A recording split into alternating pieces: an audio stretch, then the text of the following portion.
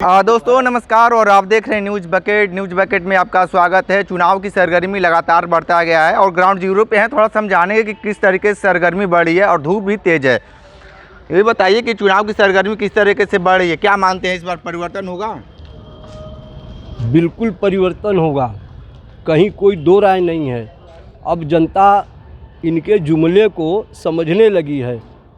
चाहे हिंदुस्तान का केवल एक मुद्दा ही नहीं है, तमाम मुद्दे हैं। अभी कर्नाटक में आपने देखा होगा कि जिस पार्टी के साथ इनका गठबंधन है उस पार्टी का जेडीएस का सांसद प्रज्वल रेवन्ना जितने बड़े केस में जो है वो फंसा है और जो वो किया है, और हमारे देश के प्रधानमंत्री जी उसको अपने साथ मंच पर बैठा करके उसके लिए वोट मांग रहे थे। इससे बड़ा शर्मनाक बात और क्या होगा। और एक मुद्दा है कैसरगंज में जो कल ये टिकट दिए हैं बृजभूषण सिंह के बेटे को। कल साक्षी मलिक का एक बयान आया है, उसने कहा कि भारत की बेटियां और महिलाएं हार गई हैं और वह व्यक्ति जीत गया जो हम लोगों के साथ इतना बड़ा जो है हम लोगों के साथ किया है शोषण हम लोगों का। तो कहने का मतलब है कि चाहे देश में महंगाई हो, चाहे देश में बेरोजगारी हो, हमारे देश के ऐसे कभी चुनाव ही नहीं हुए हैं कि जो पार्टी सत्ता में है वो कभी मुद्दे की बातें नहीं कर रही है। वो तो केवल हिंदू और मुसलमान, भारत और पाकिस्तान का डर दिखा करके देश की जनता को गुमराह कर रही है। लेकिन देश की जनता अब समझ गई है, काठ की हांडी बार बार चढ़ने वाली नहीं है। ये एक बार नहीं कई बार जो है झूठ बोलते हैं और झूठ ही इनका जो है केवल कार्य है। अब जनता समझ रही है। इस बार जनता पूरी तरह मन बना ली है भारतीय जनता पार्टी को देश से खदेड़ कर भगाने के लिए। और मुझे पूरा विश्वास है कि जब 4 जून को काउंटिंग होगी तो निश्चित ही भारत की जनता इनको सबक सिखाएगी और इन्हें देश से भगा देगी। आप क्या कहेंगे, परिवर्तन होगा? जरूर होगा परिवर्तन। इस बार परिवर्तन बहुत ज़रूरी है। क्यों परिवर्तन? क्योंकि हमारे देश के लिए और जितना भी हो सके बेरोजगारी, महंगाई और उसके बाद जितना अत्याचार, भ्रष्टाचार, इन लोग का ये कर्मकांड है। हर जगह फ्लॉप हो रहे हैं। क्या फ्लॉप हो रहे हैं? राष्ट्र हित के लिए देश राष्ट्र देखिए, प्रधानमंत्री आप ही बताइए राष्ट्र हित के लिए क्या करना चाहिए, आप बता दीजिए।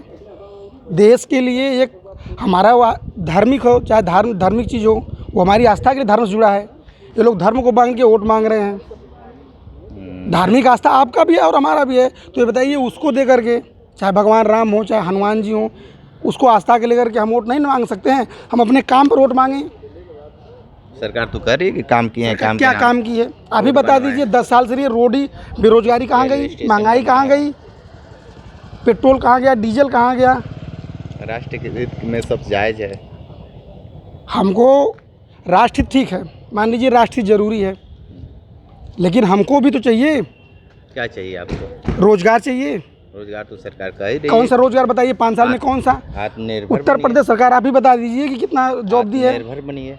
आत्मनिर्भर बन के क्या करेंगे, पकौड़ा बेचेंगे? बता दीजिए आप ही। ठीक है, क्या कहेंगे भाई, परिवर्तन होगा?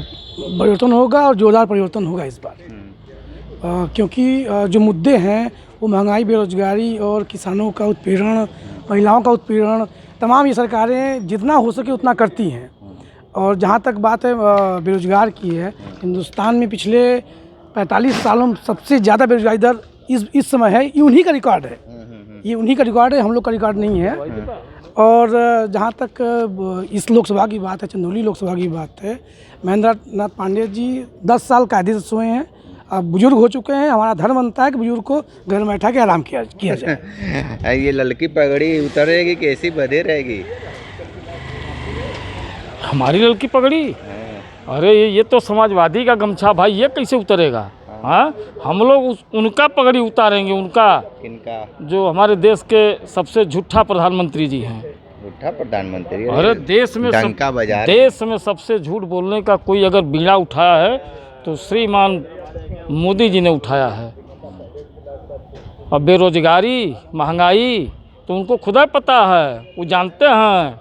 वो गरीबों को 5 किलो राशन नहीं, वो 5 किलो राशन दे करके उनकी हत्या करना चाहते हैं कि साले तुम लोग ऐसे ही पड़े रहो, हम जहाँ का तहाँ अपना लूट खसोट करते रहें। ये प्रधानमंत्री जी ने बीड़ा उठाया है, यही बीड़ा उठाया है कि गरीबों को नस्तनाबूद कर दो और जो 2-4 ठो वो हैं बहुरूपिये उनको आज़ाद कर दो। ठीक है, क्या मानते हैं बदलाव होगा इस बार? देखिए, बदलाव एक प्राकृतिक नेचर में है। बदलाव मतलब ये आप समझ लीजिए कि अगर हम माननीय मोदी जी अगर काम किए होते ना, तो उनको इतना परेशान हो के उनकी सारी टीम को हर जगह वो लगा रहे हैं, इतना प्रचार प्रसार कर रहे हैं। अगर उन्होंने काम किया है तो उनको प्रचार करने का, वोट मांगने का कोई मतलब नहीं था। भाई आपने विकास किया है, काम किया है, तो हम वो जनता देख के खुद अपने आप हमारे साथ उनके साथ जाती। लेकिन कोई काम नहीं हुआ है। जनता जनार्दन ये जान चुकी है कि सिवा इनके भाषण जुमलेबाजी से ही सब कुछ होता है। ठीक है, तो आप सुन रहे थे, लोगों ने अपनी अपनी राय दी है, परिवर्तन की लहर बहा रहे हैं, ग्राउंड जीरो से रिपोर्ट कर रहे हैं। हमारे साथ बने रहे न्यूज़ बकेट के साथ, हमें दीजिए इजाज़त, नमस्कार। पेश है न्यूज बकेट हिंदी मासिक पत्रिका। पढ़ें इस महीने की पूरी खबर विस्तार से हमारे न्यूज बकेट की मैगजीन में। हमारी ई मैगजीन को मुफ्त में पढ़ने के लिए अभी लॉगिन करें www.newsbucket.in पर। इसके अलावा रोज की ताज़ा खबरों के लिए हमारे YouTube चैनल को तुरंत सब्सक्राइब करें।